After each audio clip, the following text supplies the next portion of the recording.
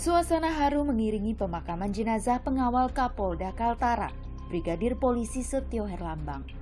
Almarhum ditemukan meninggal dunia di rumah dinas di Kabupaten Bulungan, Kalimantan Utara dengan sebuah senjata api tergeletak tak jauh darinya.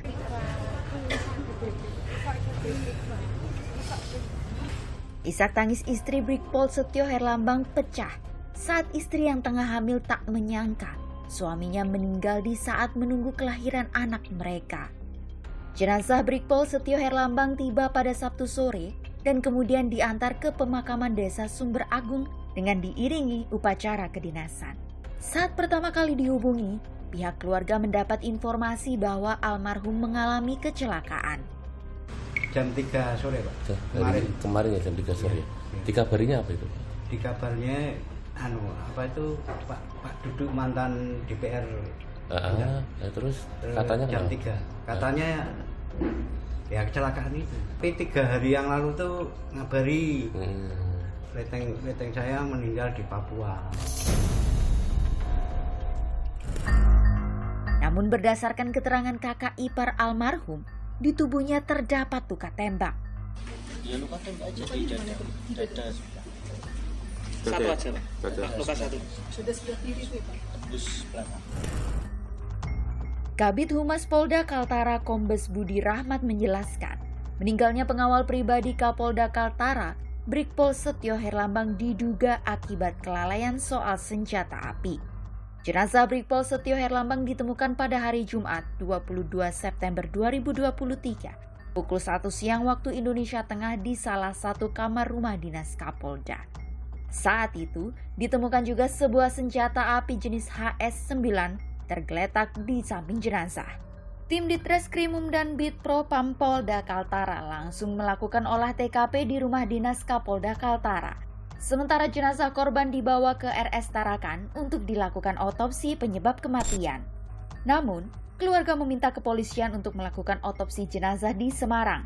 Jenazah Brigpol Setio Herlambang pun diotopsi di Rumah Sakit Bayangkara Polri Semarang, Sabtu 23 September lalu.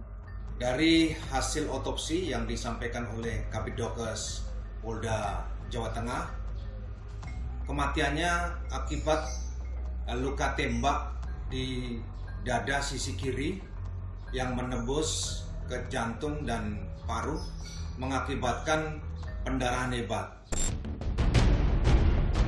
Menguak penyebab pasti kematian korban, Komisioner Kompolnas Yusuf Warshim meminta CCTV termasuk jejak percakapan sebelum dan setelah peristiwa terjadi harus dielaborasi bersama hasil otopsi. Kami sudah memantau terkait dengan olah TKP, apakah itu ada CCTV, termasuk handphone almarhum, jejak percakapannya sebelum dan terjadinya peristiwa itu semuanya sedang dan sudah dilakukan pemeriksaan dan pendalaman. Maka yang perlu kita dorong ini secepatnya. Tapi sekali lagi hasil otopsi ini tentu sangat penting dari pihak keluarga sendiri minta dilakukan di Semarang. Kami kira sementara kami Kompolnas akan mendorong itu. Mantan Kabareskrim Komjen Purnawirawan Ito Sumardi menyebut perlu bukti yang lengkap di TKP bila memang Brigadir Setio tewas diduga lalai membersihkan senjata. Kalau ada dugaan sementara atau kesimpulan sementara bahwa yang bersangkutan itu almarhum karena kelalaian dalam membersihkan senjata, tentunya harus ada bukti pendukung lainnya. Misalnya apakah kain ataukah mungkin alat untuk membersihkan laras dan lain sebagainya sehingga bisa disimpulkan demikian. Kriminolog Universitas Indonesia Adrianus Meliala pun menyebut penyebab kematian Brigpol Setio bukan kecelakaan yang biasa. Jadi ketika dalam hal ini senjata itu mengenai diri sendiri, maka ini kan sesuatu yang sebetulnya di luar dari naluri seseorang. Mengapa?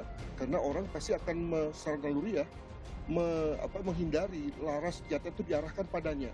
Nah, kenapa pada saat itu justru korban mengarahkan senjata padanya, ya, sehingga kemudian menyalap dan mengenai dirinya. Ini sesuatu yang secara naluriah sebetulnya tidak terjadi.